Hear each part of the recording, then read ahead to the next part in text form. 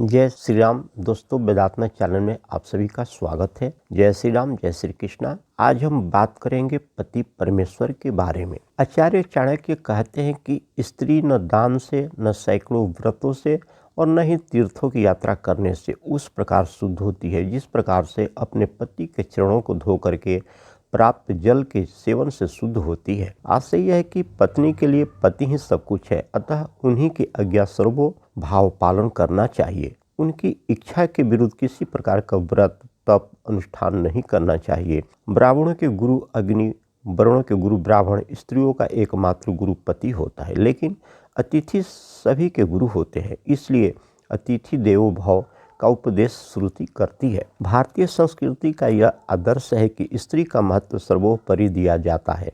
यंत्र नायस्तु पूज्यते नर्मन्ते तत्र देवता। जहाँ नारी की पूजा होती है वहाँ देवता निवास करते हैं, परंतु स्त्री के लिए उसका पति ही देवता है। इसलिए पति परायण भारतीय नारियों के लिए पति देवता से बढ़कर के दूसरा कोई देवता नहीं है। अतः सावित्री ने अपनी पति सेवा के बल पर ही यम से अपने पति सत्यवान को बचा लिया था। भगवती सीता ने अपने पति के साथ राजमहल के भोग विलास को छोड़ करके 14 वर्षों तक वन में निवास किया था। अनेक प्रकार की अपहरणजन्य पीड़ाओं का भोग किया था। उन सब का उद्देश्य मात्र पति सेवा ही था। सुंदरता के बारे में आचार्य चाणक्य यहाँ सच्ची सुंदरता की चर्चा करते हुए कहते हैं कि दान से ही हाथों की सुंदरता है, न कि कंकड़ पहनने से शरीर स्नान से शुद्ध होता है, न कि चंदन लगाने से तृप्ति मान से होती है, न कि भोजन से, मोक्ष ज्ञान से मिलता है, न कि श्रृंगार से। आशय यह है कि हाथों की सच्ची सुंदरता दान देने में है, सोने चांदी के कड़े कंगन पहनने में नहीं। शरीर नहाने से स्वच्छ साफ होता है, चंदन तेल लेद आदि लगाने से नहीं। सज्जन सम्मान से संतुष्ट होते हैं, खाने पीने से नहीं। आत्मा के ज्ञान होने पर ही मोक्ष मिलता है, सज सवर करके रहने से या बनावटी श्रृंगार करने से नहीं। शोभा के बारे में आचार्य चाणक्य कहते हैं कि नाई के घर में क्षौर कर्म से, पत्थर में घिसे चंदन आदि लगाने से तथा जल में अपना रूप देखने से इंद्र को भी शोभा नष्ट हो जाती है। आशय यह है कि नाई के घर जाकर के दाढ़ी बाल आदि नहीं कटवाना चाहिए। पत्थर में घिसा हुआ चंदन या कोई भी सुगंधित चीज शरीर में नहीं लगानी चाहिए। अपना मुंह पानी में नहीं देखना चाहिए। ऐसा करने पर सभी की सुंदरता नष्ट हो जाती है। आचार्य चाणक्य यहाँ कुछ निषेधी की चर्चा करते हुए कहते हैं कि नाई के घर में जाकर के बाल बनवाना, शरीर से सुगंधित गंध लगाना और जल से अपने स्वरूप की परछाई देखना, ये कार्य करने वाले की संपत्ति तथा लक्ष्मी नष्ट हो जाती है। आशय यह है कि नीतिकार ने इस श्लोक का बहुत ही मनोवैज्ञानिक विश्लेषण का आधार पर उल्लेख किया है। क्षौर कर्म समय अनुसार आवश्यकता होता है, अतः उसके घर जाकर के विलंब हो सकता है। नापति की कार्यशक्ति हो सकता है। व्यर्थ समय बिताने की अपेक्षा निश्चित समय और स्थान पर क्षौर कर्म करना चाहिए।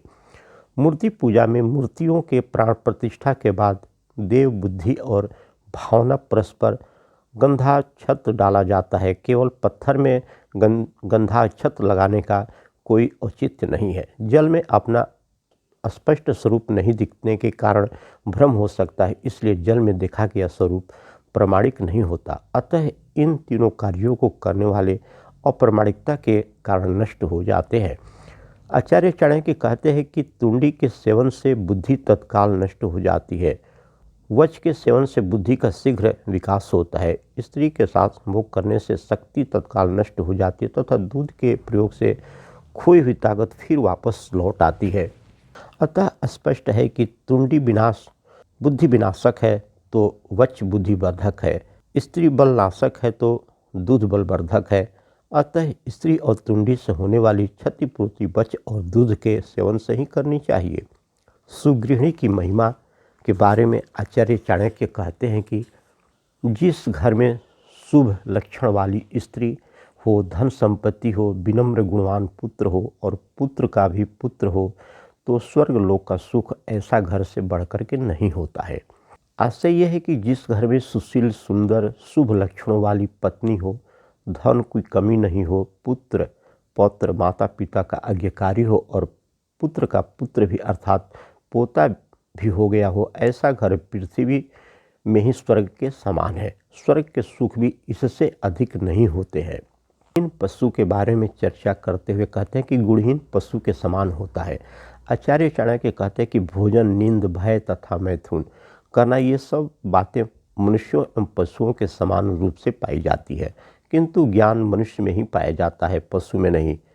अतः ज्ञान रहित मनुष्य को पशु के समान ही समझना चाहिए।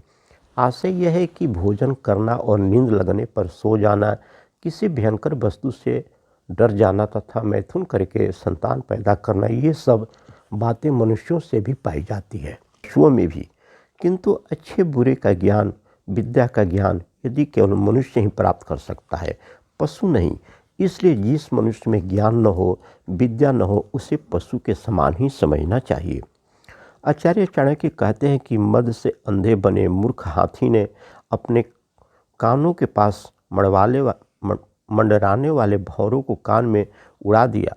भला इससे भौरों का क्या घटा? हाथी के ही मुंड स्तनों की शोभा कम हो गई। भौरे तो फिर कमलों के वन में चले जाते हैं। आशय यह है कि जवान हाथी के कानों से मीठा मल बहने लगता है, जिस पर भौरे मड़ाने लगते हैं। ये भौरे हाथी की सुंदरता में चार चांद लगा देते हैं। मूर्ख हाथी कान फड़फड़ा करके उन्हें उड़ा देती है। इससे हाथी की सुंदरता घटती है, भौरों का कुछ नहीं होता है।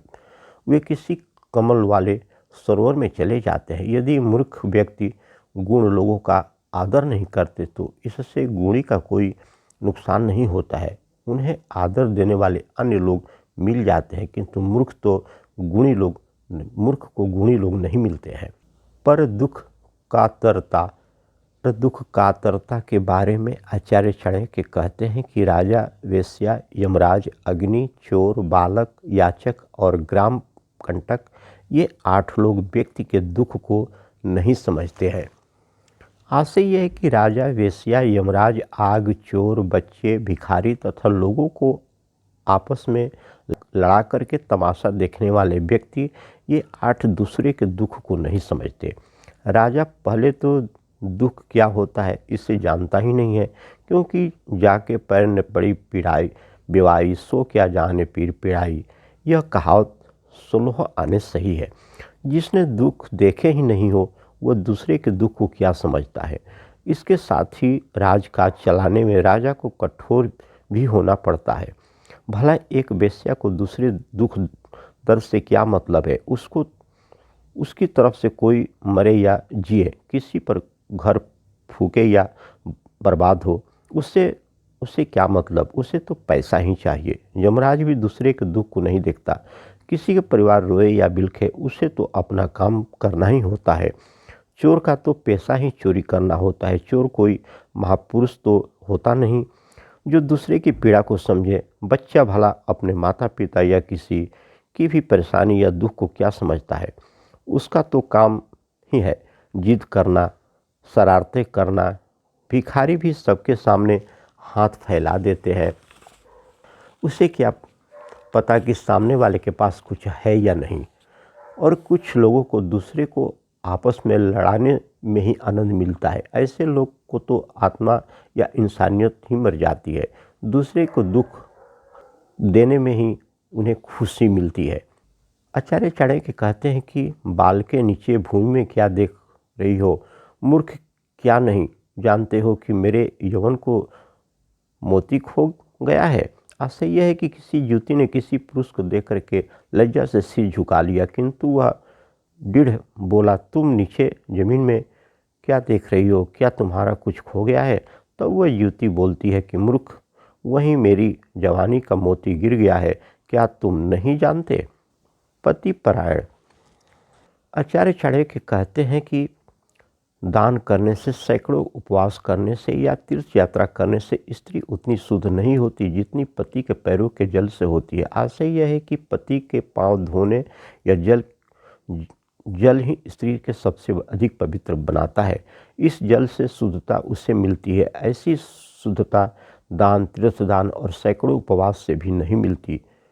धन्यवाद दोस्तों। ये वीडियो अच्छी लगी हो तो लाइक करें, शेयर करें, सब्सक्राइब करें। जय श्री राम, हर हर महादेव। धन्यवाद।